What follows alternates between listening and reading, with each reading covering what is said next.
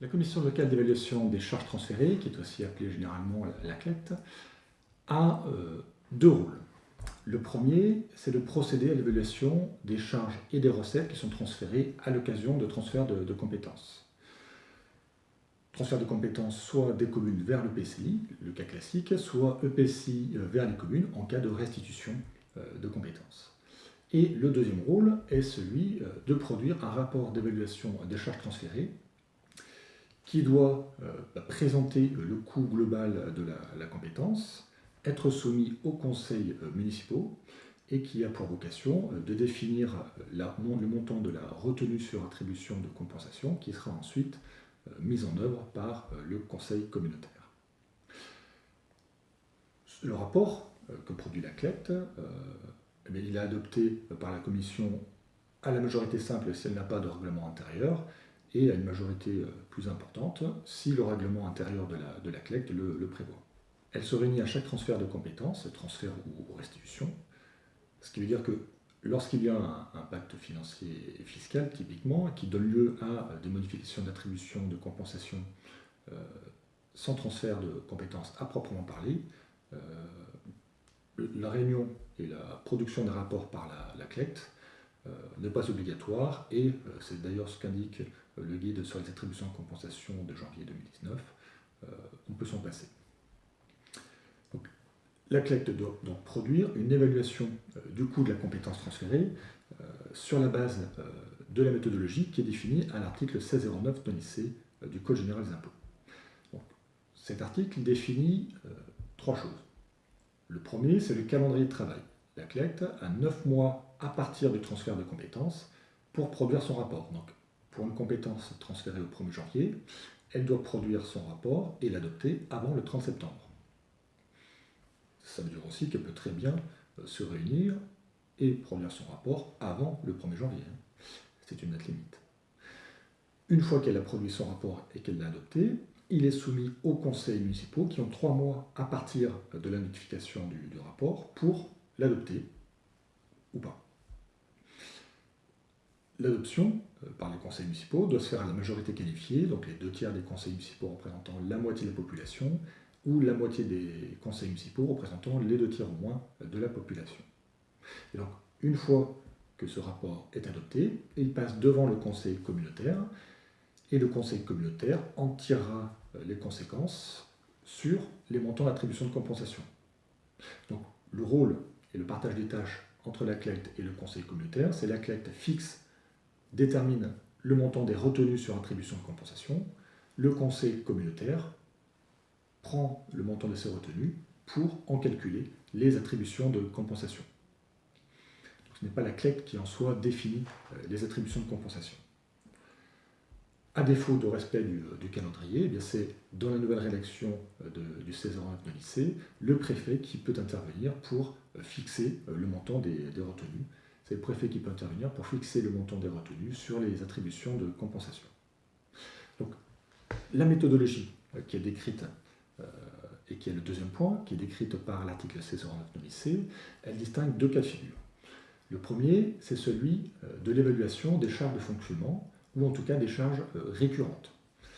Donc, charges de fonctionnement et coûts d'exploitation du service, mais aussi petit entretien, petits investissements qui peuvent avoir lieu. Donc, sur les charges de fonctionnement, le principe de l'évaluation est celui de la détermination d'une moyenne annuelle, puisque l'attribution de compensation a vocation à déterminer des montants annuels qui seront ensuite retenus ad vitam sur les attributions de compensation. L'article 1609 NONIC nous dit qu'il faut calculer une moyenne et qu'il faut la calculer sur la base du ou des derniers comptes administratifs, ce qui veut dire que la CLET a la faculté de choisir si elle prend la dernière ou les X dernières années pour pouvoir faire son évaluation. Et elle doit aussi faire son évaluation d'après les budgets communaux des années précédentes. Donc d'après les budgets communaux, ça autorise deux souplesses pour la commission locale d'évaluation des charges transférées. La première, c'est qu'on n'est pas obligé de retenir exactement le montant dans les budgets de chacune des communes. On peut s'en écarter. Pour soit retenir un coût moyen sur le territoire, soit appliquer des ratios en fonction de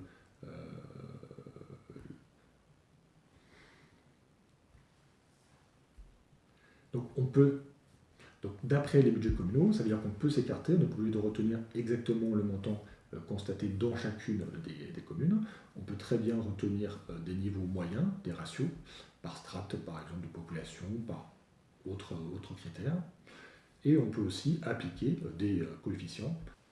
Et donc l'autre élément, c'est l'évaluation de l'équipement, c'est-à-dire le bien immobilier qui est transféré avec la compétence. Ça peut être le bâtiment, ça peut être la voirie, les réseaux.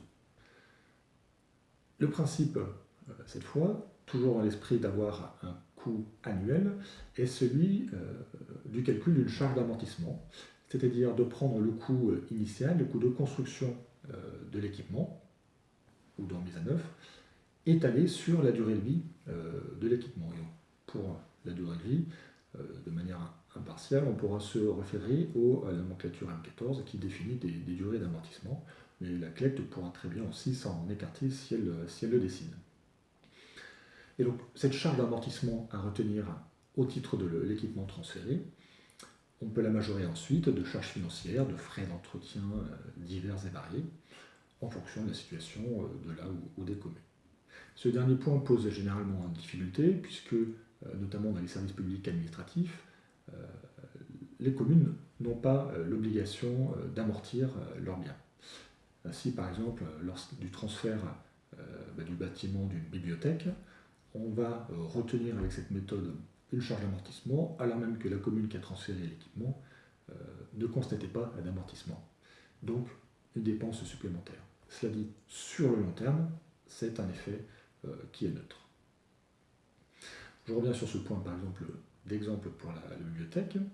Le fait que l'évaluation du fonctionnement nous autorise un calcul d'après les coûts constatés dans les comptes des communes, ça veut très bien dire qu'un équipement donné comme une piscine, comme une bibliothèque, eh bien, on peut affecter une quote-part de ce coût à l'ensemble des communes du territoire et pas uniquement à la commune d'implantation.